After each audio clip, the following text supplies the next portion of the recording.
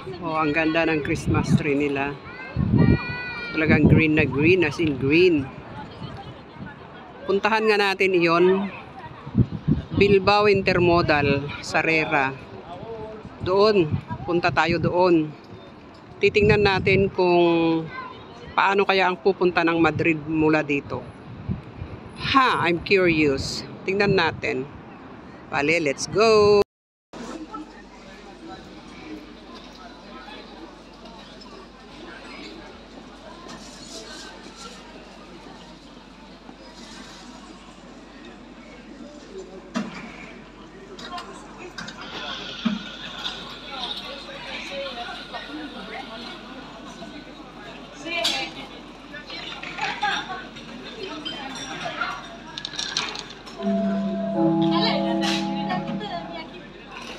Y actores de información de pase reserva.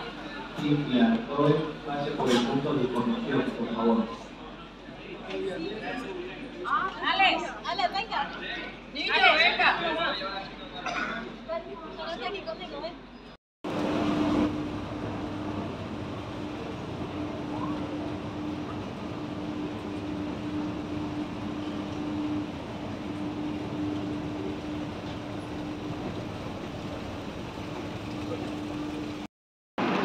So, dyan pala ang station ng tren. Renfe, oh. Station ng Renfe. Oh. So, alam ko na kung saan ako pupunta. Kung sakaling pupunta ako ng Madrid. Mga ilang oras yan. Renfe, mabilis yan, diba? Yes. Hello again.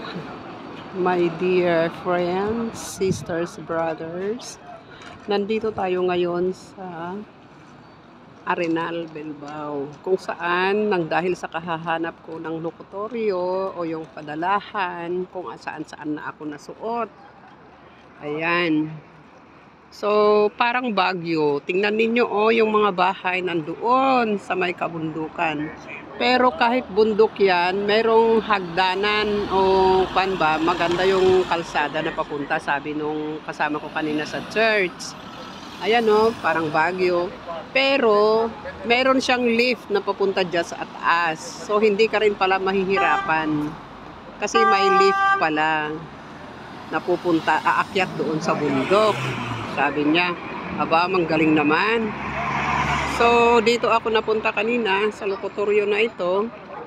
O yung sa padalahan, money exchange, ang RIA. Pero ang taas-taas nito, building na ito.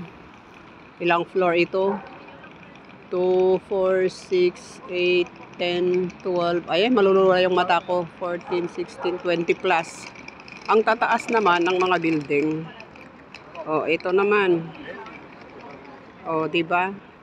Ito ang Bilbao Intermodal Saresa. May fitness park dyan. Hanggang ngayon, wala pa akong nakita na Pilipino. Diba? Sa kalalakad ko lang ito kung saan-saan na ako napupunta. Ang ganda.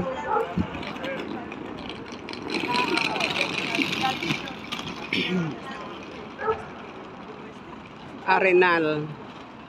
Bilihan ng sapatos yon. Hindi siya kagaya ng sa Madrid na maraming mga Chino, maraming mga bilihan. Kuwan na ito Ano bang parte na ito ng kuwan? Sa likuran na ito ng Gran Via. Sa Arenal.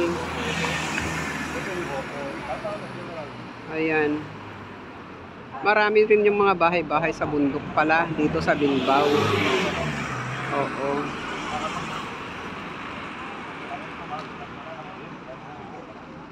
Maganda na rin. Okay na rin. May tram din doon sa banda roon. Meron mga kwan ng bike dyan, yung mga nirerentahan na bike. Okay.